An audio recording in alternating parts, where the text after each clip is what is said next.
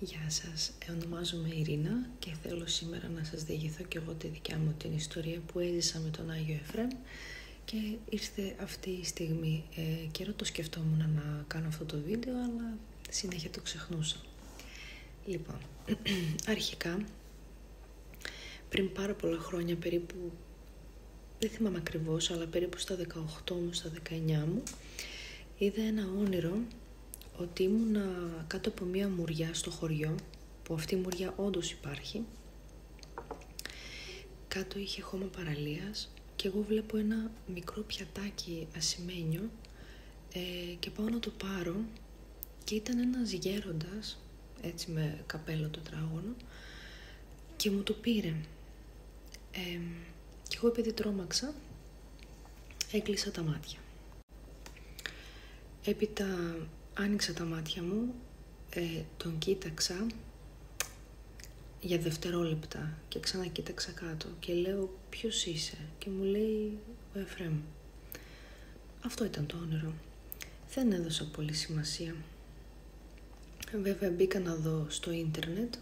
Εντάξει, είδα το πρόσωπο του όνειρου, αλλά δεν με πήγε το μυαλό τι θα μπορούσε να ήταν, γιατί έχω δει αρκετά όνειρα και έτσι μου είχαν πει να μην δίνω σημασία. Περνάνε λοιπόν τα χρόνια,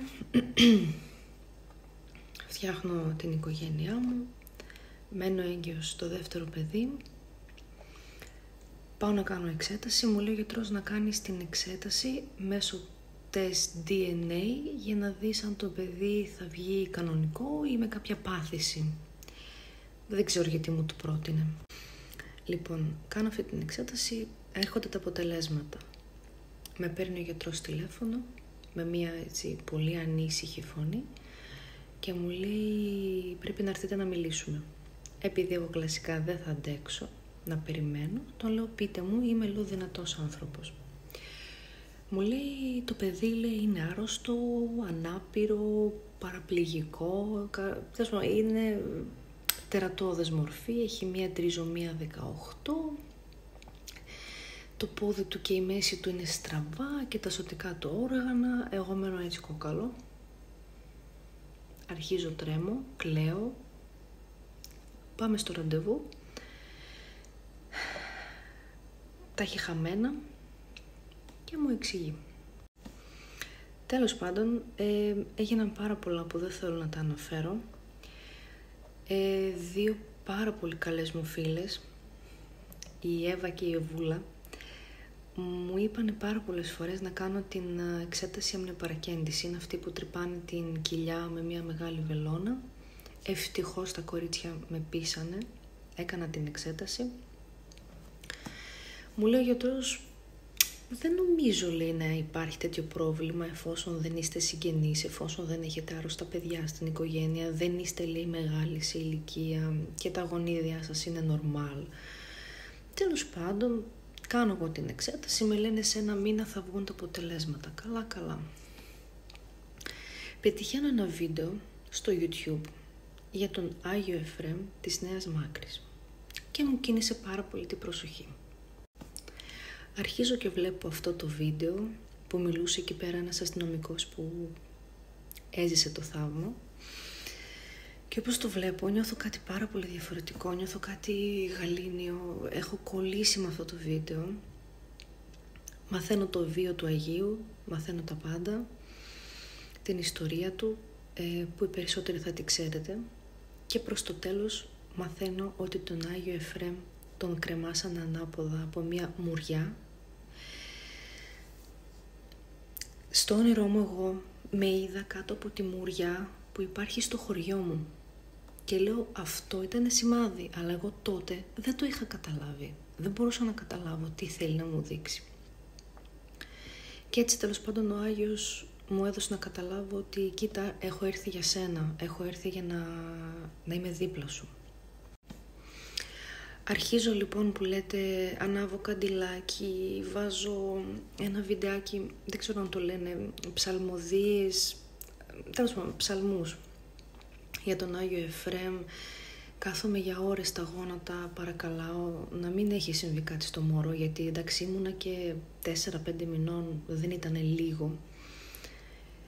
Εντάξει, προφανώς ξέρετε, κλάμα, στεναχώρια, όρεξη καθόλου, τα πάντα περνούσαν από το μυαλό. Και κάνω τάμα και λέω, Άγιε μου, κάνε το παιδί μου να είναι καλά και θα δώσω το όνομά σου. Πραγματικά, θα δώσω το όνομά σου. Λοιπόν, εκείνο το διάστημα, ο άντρας μου με έναν κύριο τέλος πάντων, είχαν φτιάξει ένα διαχωριστικό στο σαλόνι που είναι από γυψοσανίδα. Δηλαδή ήταν φρεσκοβαμμένο, φρεσκοφτιαγμένο. Ήτανε λίο, δεν έφτανε κάποιος ψηλά να το γρατζουνίσει, να το πειράξει από το παιδί ή εγώ ή κάποιος. Λοιπόν, και καθόμαστε, βλέπουμε το βράδυ τηλεόραση. Δεν θυμάμαι αν βλέπαμε για τον Άγιο Εφραίμ, πρέπει να βλέπαμε σε Φερλί, τέλος πάντων. Και έτσι όπως γυρνάω το κεφάλι και κοιτάω το τοίχο, βλέπω, παιδιά, 3 χαραγμένους σταυρούς. Ένα μεγάλο, ένα μικρό και ένα μικρό. Αλλά λες και κάποιος πήρε έτσι με το δάχτυλο, φρεσκοβαμένο τοίχο, με σοβά, στόκο, δεν ξέρω τι βάζουνε, έτσι λακκούβα είχε. Και παθαίνω σοκ. Και γυρνάω και λέω στο παιδί μου, λέω, το βλέπεις ή είμαι τρελή? Λέει, το βλέπω, μαμά. Λέω στον άντρα μου, Γιώργο, λέω, το βλέπεις? Μου λέει, ναι. Λέω, αυτό δεν υπήρχε. Κατευθείαν αισθάνθηκα ότι αυτό ήταν θαύμα. Λέω, μακάρι να δείξει κάτι καλό η εξέταση. Δεν θυμάμαι αν ήταν μετά την επόμενη μέρα ή μετά από κάποιες μέρες. Με παίρνουν τηλέφωνο από το νοσοκομείο στη Γερμανία και μου λένε, το παιδί είναι καλά. Αλλά εγώ, για να επιβεβαιώσω, τους λέω, επειδή δεν ξέρω καλά γερμανικά, το παιδί μου είναι καλά ή όχι? Και μου λένε, είναι καλά. Δεν έχει τίποτα. Τίποτα. Αυτομάτως καταλαβαίνω ότι έχει γίνει το θαύμα. Πραγματικά δεν εξηγείται αυτό, ρε παιδιά. Δηλαδή, κάνεις μέσω τεστ DNA, μέσω του αίματος, μια πανάκριβη εξέταση, η οποία κοστίζει, δεν θυμάμαι πώς την πλήρωσα, 400-600 ευρώ. Δηλαδή, έλεγε 48% τριζωμία 18, δηλαδή ήταν σχεδόν 50%. Δεν γινόταν να ήταν ψέμα. Νιώθω τέλος πάντων το τεράστιο θαύμα, τρέμω, χαρά, κλάμα, καταλαβαίνετε. Έρχομαι στην Ελλάδα, αντιμετωπίζω αρκετά προβλήματα, νοσηλεύομαι, γεννιέται ένα παιδάκι 1,5 κιλό, 43 εκατοστά. Παιδιά, δεν χρειάστηκε καν σωληνάκι οξυγόνου, που σε αυτή την ηλικία, σε αυτή την εβδομάδα και σε αυτό το βάρος, είναι όλα με οξυγόνο. Δεν χρειάστηκε. Ήτανε κάτι απίστευτο, αλλιώς είναι να σας το περιγράφω, αλλιώς να το ζείτε. Και μετά από αυτό, ό,τι και να έχω ζητήσει από τον Άγιο Εφραίμ της Νέας Μάκρης, το έχει κάνει. Και είναι δίπλα μου. Δεν θέλω να μπω σε λεπτομέρειες, αλλά έχει βοηθήσει ανθρώπους μου. Έχει βρεθεί αντικείμενό μου. Πραγματικά, δηλαδή, όπως το λέμε εμείς η νεολαία, δεν το κάνω για φλεξ, ούτε για προβολές, ούτε για τίποτα. Όσοι με ξέρουν ότι εγώ δεν κάθομαι να ανεβάζω βίντεο στο YouTube και τέτοια. Αλλά ήθελα να μοιραστώ πραγματικά αυτή την εμπειρία μου και το θαύμα. Δεν έχω καταφέρει ακόμα να πάω στην εκκλησία, όμως το θέλω. Ο σκοπός μου είναι ο κόσμος να μάθει ποιος είναι ο Άγιος στο βίο του, τι έχει κάνει, τα θαύματά του. Είναι αρκετοί και θέλω να μπω κι εγώ σε αυτήν την κατηγορία ανθρώπων, να πω στον κόσμο, ψάξτε ποιος είναι ο Άγιος Εφραίμ της Νέας Μάκρης. Όποιος πραγματικά έχει ανάγκη, ας παρακαλέσει, αλλά από μέσα του πραγματικά να παρακαλέσει για υγεία. Δεν ξέρω τι άλλο να πω.